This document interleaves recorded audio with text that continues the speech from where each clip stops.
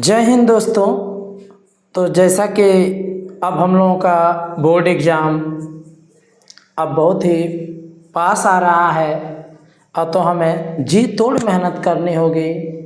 और गणित को लेकर तो बच्चों में काफ़ी डर बना ही रहता है। तो इसलिए गणित का पेपर बोर्ड में कैसा आएगा, उसमें सवाल कैसे रहेंगे, इसके लिए हम लोग एक मॉडल पेपर को सॉल्व करते हैं ताकि हम लोगों का कॉन्फिडेंस हाई रहे और एग्ज़ाम में हम बेटर से बेटर प्रदर्शन कर सकें। तो चलिए बच्चों, हम लोग एक आपके बोर्ड एग्जामिनेशन 2025 के लिए एक मॉडल पेपर देख लेते हैं और यह मैथ का मॉडल पेपर हम लोग देखेंगे। तो हम लोग जानते हैं कि सबसे पहले बहुविकल्पी प्रश्न दिए रहते हैं और उसमें 5 बहुविकल्पी प्रश्न होते हैं और हर बहुविकल्पी प्रश्न के 4-4 विकल्प दिए गए होते हैं। उन विकल्पों में से जो सही होता है उसको लिखना होता है, उस ऑप्शन को हम लोग क्या करते हैं, लिखते हैं। तो चलिए, हम लोगों का क्वेश्चन नंबर 1 क्या है। क्वेश्चन नंबर 1 लिखा है, निम्नलिखित सभी खंडों को हल कीजिए, सही विकल्प चुनकर अपनी उत्तर पुस्तिका में लिखिए। तो यह ऐसा सवाल है जिसमें 4 विकल्प दिए गए हैं। जो विकल्प सही होगा उसको आप आंसर शीट में लिखेंगे। तो आप स्क्रीन पर देख सकते हैं हम लोगों का इस पहले क्वेश्चन में जो पहला सवाल है वह पूछा है कि समुच्चय 1 2 3 पर हमारा ए सेट दिया है। कह रहा है एक रिलेशन आर है, क्या है, 1 1 2 2 3 3 1 2 और 2 3 ये रिलेशन दिया है जो कि इस सेट पर डिफाइंड है। कह रहा है कि द्वारा प्रदत्त संबंध है, ये हमसे पूछ रहा है। पहला ऑप्शन दिया है सममित है, दूसरा ऑप्शन स्वतुल्य है, संक्रामक है और चौथा तुच्छ है। ठीक है, तो इसको हम लोग सॉल्व करते हैं। ये हम देख रहे हैं कि इस सेट के जो सभी तत्व हैं वह अपने आप से जुड़े हैं। जब इस सेट के सभी एलिमेंट अपने आप से जुड़े हैं तो यह जो रिलेशन है वह स्वतुल्य होगा ही। अब देखते हैं संक्रामक होगा कि नहीं, सममित होगा कि नहीं। तो समझ लीजिए,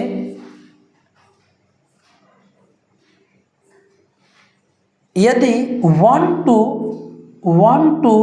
बिलोंग इन आर है तो 2 1 बिलोंग इन आर होना चाहिए। तो 2n बिलोंग इन 1 नहीं है तो सममित नहीं होगा। संक्रामक नहीं होगा क्योंकि यदि 1 2 बिलोंग इन आर है, ठीक है, तो 2 3 बिलोंग इन आर है। तो हम लोग जानते हैं 1 3 बिलोंग इन आर होना चाहिए। संक्रामक डिफिनीशन यही है कि a b belong in R हो, b c belong in R हो। तो ये मान के चलिए ख़त्म हो जाता है, ए सी बिलोंग इन क्या होना चाहिए, आर। तो ऐसा नहीं है 1 3 does not belong in are है तो संक्रामक है ही नहीं, तुच्छ भी नहीं होगा यह। तो हमारा आंसर क्या आ जाएगा, हमारा आंसर हो जाएगा दूसरा ऑप्शन हो जाएगा इसका, और ये हो जाएगा स्वतुल्य, रिफ्लेक्सिव स्वतुल्य संबंध है ये हम लोगों का ऑप्शन सही हो जाएगा। इसी में अगला सवाल क्या पूछा है आप स्क्रीन पर देख सकते हैं। यदि साइन इनवर्स x बराबर y हो तो आपको 4 ऑप्शन दिया है, y greater or equal to 0 and less or equal to pi. दूसरा ऑप्शन दिया है y greater or equal to -π/2 और less or equal to π/2, y greater than 0 less than pi, y greater than -π/2 and less π/2। ये 4 option दिए हैं, ठीक है ना। तो ये है हम लोगों का साइन इनवर्स x बराबर y। तो y की वैल्यू हमसे पूछा है कि क्या होगा। तो हम लोग जानते हैं कि जो साइन इनवर्स x होता है ना, इसका जो प्रांत होता है, प्रांत, वह होता है -1 और 1। और जो मुख्य मान शाखा होता है, मुख्य मान शाखा, जो इसका मुख्य मान शाखा होती है बच्चों, -π/2 से π/2 होता है। तो यही हमसे पूछा है कि साइन इनवर्स x बराबर y, अर्थात इसका मुख्य मान शाखा क्या है। तो y का मुख्य मान शाखा है -π/2 से π/2, जो कि हम लोगों का ऑप्शन नंबर क्या सही है, दूसरा सही है। तो ख का ऑप्शन दूसरा सही है। वैसे ही तीसरा यानी कि ग जो सवाल हम लोगों का है, ये क्या पूछा है, sine square y plus cos XY बराबर पाई का अवकलन होगा। ये पूछा है हम लोगों से कि इसका अवकलन क्या होगा। 4 ऑप्शन दिया है, आप देख सकते हैं 4 ऑप्शन दिया है। तो मैं सही हल करके हम लोग सही ऑप्शन का पता करते हैं। देखिए अवकलन कर देते हैं दोनों पक्षों का। तो साइन स्क्वायर y का क्या होगा, 2 साइन y होगा, और साइन y का कास y होगा, फिर y का होगा dy/dx प्लस, देखिए कास x का हो जाएगा, कास का हो जाएगा माइनस साइन xy, ठीक है ना। अब xy का करेंगे हम dy/dx xy, और पाई जो कि एक अचर राशि है, तो इसका अवकलन क्या हो जाएगा, 0 हो जाएगा। ये देख रहे हैं फार्मूला बना है 2 साइन ए कास बी का, 2 साइन ए कास ए का फार्मूला बना है ना, ये हो जाएगा साइन 2y और dy/dx, ठीक है, माइनस साइन xy हो जाएगा ये बच्चों xy। यहाँ पे 2 फलनों का गुणनफल है, तो क्या होगा, पहला फलन x, y का अवकलन dy/dx प्लस दूसरा फलन y और x का x के सापेक्ष अवकलन करेंगे 0, और ये बराबर आ जाएगा 0। अब आप इसका गुणा करिए, इसका अंदर गुणा करिए, तो sine 2y dy/dx minus x sine xy, ठीक है, dy/dx ये होगा, और इसका इसमें गुणा करेंगे तो माइनस y साइन xy बराबर 0। अब हमें dy/dx का मान निकालना है, अवकलन का मान निकालना है। तो dy/dx ये कॉमन है, dy/dx जब आपका कॉमन है तो बचेगा sine 2y minus x sine xy, और ये माइनस है, उधर जाएगा तो प्लस y साइन xy। अब देख रहे हैं कि हमने कॉमन किया तो यह गुणे में है, उधर जाएगा भाग में, तो y dy/dx बराबर आ जाएगा y साइन xy बटा में sine 2y minus x sine xy। ये हमारा आंसर हो जाएगा, और ये ऑप्शन नंबर 2 सही है। ये हम लोगों का कौन ऑप्शन सही है, ऑप्शन नंबर 2 आपका यही दिया है, y sine xy upon sine 2y x sine xy। तो ये आपका ऑप्शन सही हो जाएगा। तो अब हम लोग अगला सवाल देखेंगे, और अगला सवाल क्या है हम लोगों का, अगला सवाल हम लोगों का है अवकल समीकरण से पूछा गया ये सवाल है। आपका एक अवकल समीकरण लिखा होगा, आप स्क्रीन पर देख सकते हैं, d²y/dx² और इसका पावर 3 प्लस dy/dx के पावर 5 प्लस 7y = 0। इसकी घात पूछा है, घात। तो घात हम कैसे निकाल लेते हैं, आपका ऑप्शन दिया है 2 दिया है, 3 दिया है, 6 दिया है, 5 दिया है, ये घात पूछा है। देखिए तो कोटि होता है और एक घात होता है, कोटि और एक क्या होता है, घात। तो कोटि इसकी क्या होगी, इसकी कोटि जो होगी वह होगी 2। जितना बार हम अधिक से अधिक डिफरेंशिएशन किए रहते हैं किसी अवकल समीकरण में, जो मैक्सिमम डिफरेंशिएशन किया गया रहता है वह कोटि होता है, और उस कोटि का जो घात होता है, जो पावर होता है, वह घात कहलाता है। तो यहाँ पर ये घात नहीं देखेंगे, कोटि का घात देखेंगे। तो कोटि 2 है और इसकी घात क्या है, 3 है। तो आपका ऑप्शन नंबर क्या सही हो जाएगा, आपका ऑप्शन नंबर दिया होगा तीसरा दिया है, तीसरा ऑप्शन, दूसरा ऑप्शन दिया है, आप स्क्रीन पर देख सकते हैं, दूसरा ऑप्शन दिया है 3। तो ये आपका ऑप्शन सही हो जाएगा 3, क्योंकि घात जो होता है वह कोटि का जो घात होता है उसे घात बोलते हैं। कोटि किसे कहते हैं, तो जितनी बार अधिक से अधिक अवकलन किया गया रहता है उसे हम लोग क्या कहते हैं, उसे हम लोग कोटि कहते हैं। और जो बहुविकल्पी का अंतिम सवाल है वह क्या पूछा गया है, अंतिम सवाल ये पूछा गया है, समाकलन dx बटा में sine square x cos square x. और इसमें भी आपका 4 ऑप्शन दिया है और पूछा है कि इसका आंसर क्या होगा। तो चलिए हम लोग इसका समाकलन करते हैं। देखिए यहाँ पर ऊपर कुछ नहीं है तो क्या है, 1 है, और 1 को हम लोग क्या लिख सकते हैं, 1 को हम लोग लिख सकते हैं sine square x plus cos square x बटा में जो रहेगा वो तो मैं लिखूंगा ही, sine square x cos square x, और इधर dx है तो dx। अब यह जो डिनोमिनेटर है ना, इसको अलग अलग कर दीजिए। तो ये हो जाएगा साइन स्क्वायर एक्स बटा में sine square x cos square x plus इसका बटा ये कर दीजिए कास स्क्वायर एक्स बटा में sine square x cos square x, और ये हो जाएगा आपका dx।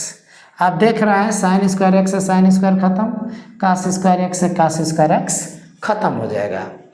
1 बटा कास स्क्वायर एक्स है, ये हो जाएगा सेक स्क्वायर एक्स, और प्लस 1 बटा साइन स्क्वायर एक्स है, ये आपका हो जाएगा कोसेक स्क्वायर एक्स dx।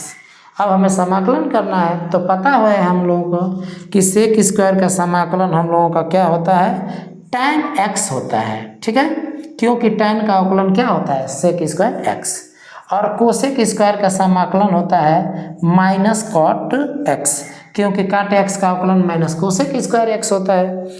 चूँकि अनिश्चित समाकलन है इसलिए हम कोई कांस्टेंट जोड़ देते हैं c। तो ये आपका ऑप्शन नंबर सही है, दूसरा सही है, ऑप्शन नंबर दूसरा सही है। तो ये जो बहुविकल्पी के 5 क्वेश्चन दिए गए थे हम लोगों ने इसको सॉल्व किया।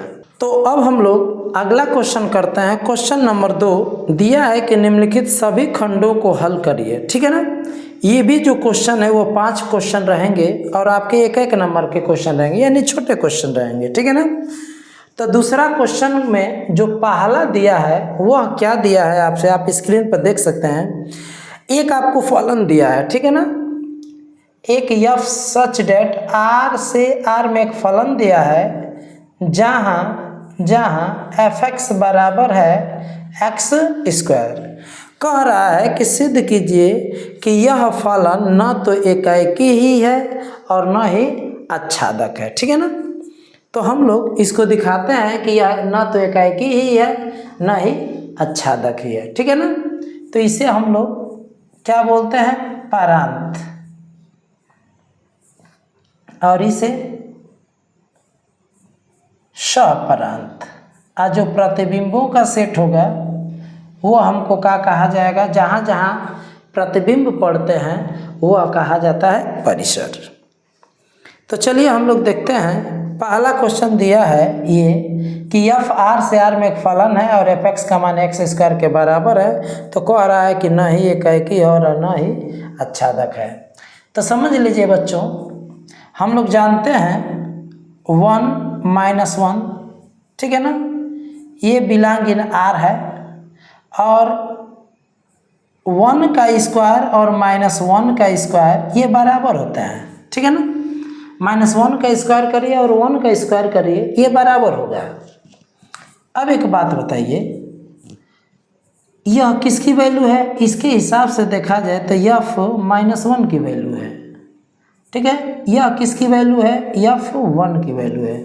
तो f-1 बराबर f1 है, लेकिन -1 नॉट इक्वल टू 1 है।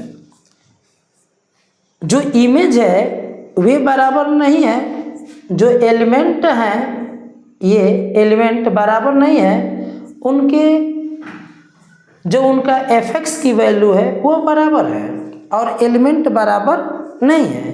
तो इस केस में क्या होता है कि जो हमारा फंक्शन होता है वह एकाएकी नहीं होता है।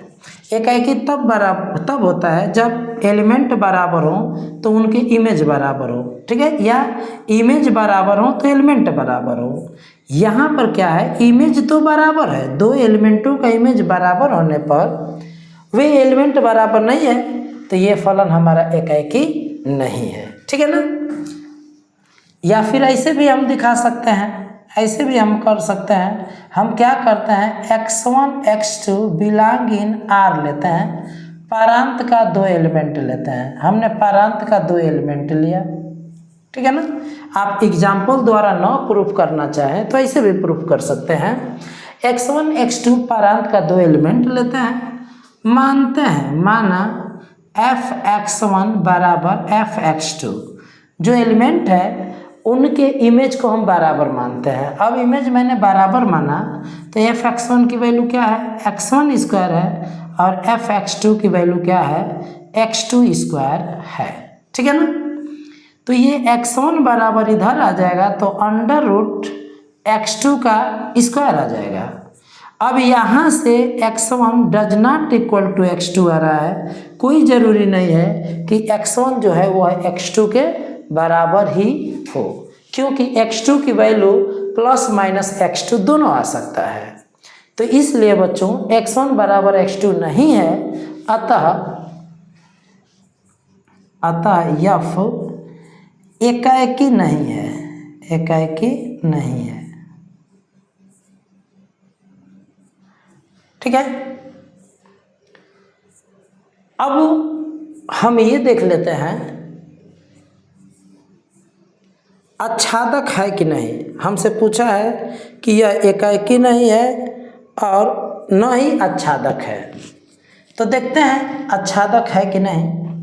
तो आच्छादक देखने के लिए हम लोग सहपारांत का एलिमेंट लेते हैं।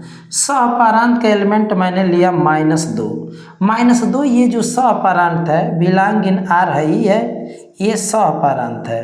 ठीक है ना। अब यह जो -2 है, क्या पारांत के किसी अवयव का प्रतिबिंब है, ये देखेंगे हम लोग। तो चलिए देखते हैं। f(x) बराबर x स्क्वायर है, f(x) माने y मान लीजिए, y बराबर x स्क्वायर है। y जो होता है वह सहपारांत का ही एलिमेंट होता है, तो y के जगह पर यदि -2 लिया जाए x स्क्वायर, तो x बराबर √-2, जो कि रियल नहीं है। ठीक है ना।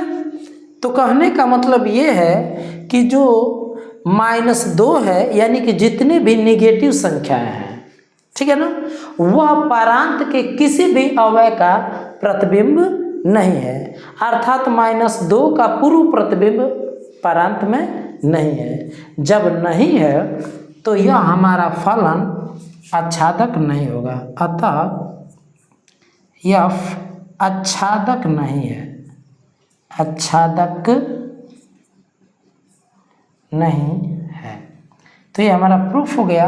हमसे कह भी रहा था कि यह फलन एकाएकी भी नहीं है और न ही आच्छादक है। अब अगला सवाल देखते हैं। आप स्क्रीन पर देख सकते हैं अगला सवाल लिखा क्या है।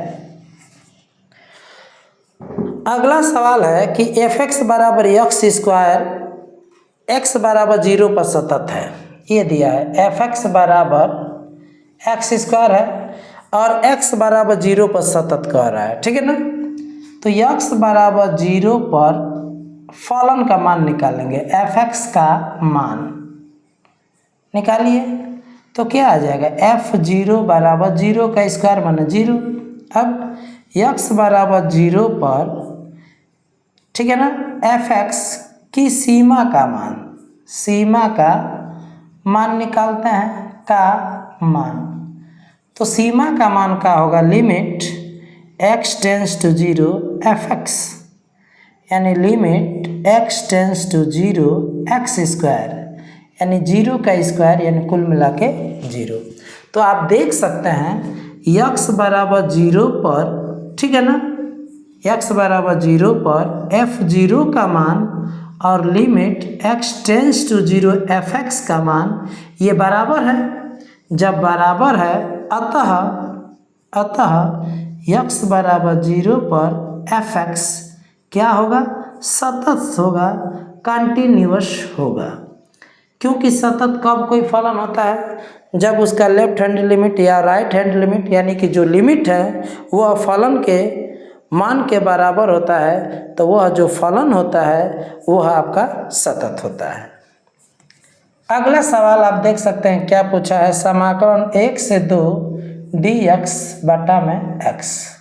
आप देख सकते हैं 1/x है, तो 1/x का समाकलन होता है log x, और ये 1 से 2, तो log 2 रख देंगे और माइनस log 1। आप जानते हैं कि log 1 की वैल्यू 0 होती है, तो ये हो जाएगा log 2, और यही आपका क्या हो जाएगा, आंसर हो जाएगा। अगला सवाल क्या दिया है, अगला सवाल निश्चित समाकलन से दिया है, और दिया क्या है, निश्चित समाकलन से वक्र y बराबर x sin x, x बराबर 0, x बराबर 2 पाई से घिरे क्षेत्रफल को ज्ञात कीजिए। तो देखिए y बराबर fx और x बराबर a, x बराबर b से घिरा क्षेत्रफल क्या होता है, घिरा क्षेत्रफल क्या होता है बच्चों, घिरा क्षेत्रफल होता है y dx, और लिमिट हम रखते हैं x बराबर a से x बराबर b, ये हमारा फार्मूला होता है। तो हमारा दिया है y बराबर दिया है x sin x, ये दिया है, और हमारा लिमिट दिया है x बराबर 0 और x बराबर 2 पाई द्वारा घिरा क्षेत्रफल, तो इसके द्वारा घिरा क्षेत्रफल कितना हो जाएगा बच्चों, a बराबर हो जाएगा समाकलन y dx, और यहाँ से 0 से कहाँ तक समाकलन करेंगे, 2 पाई तक। तो y का मान है x sin x, और ये हो जाएगा 0 से 2 पाई। तो अब आप इसका समाकलन करेंगे, बल्कि खंडशः समाकलन करेंगे। तो खंडशः समाकलन क्या होता है, पहला फलन, ठीक है, दूसरा का समाकलन होता है। तो साइन x का समाकलन माइनस कास x, लिमिट का मान रखेंगे 0 से 2 पाई, माइनस पहला का अवकलन x का अवकलन 1, दूसरा का समाकलन, तो साइन x का समाकलन होगा minus cos x dx, limit का मान 0 से 2 पाई। अब यहाँ पर 2 पाई रखेंगे तो माइनस 2 पाई कास 2 पाई, और ये रखेंगे 0, तो ये आ जाएगा, घटाएंगे तो प्लस, और ये आ जाएगा 0 आ जाएगा, ठीक है, माइनस माइनस प्लस।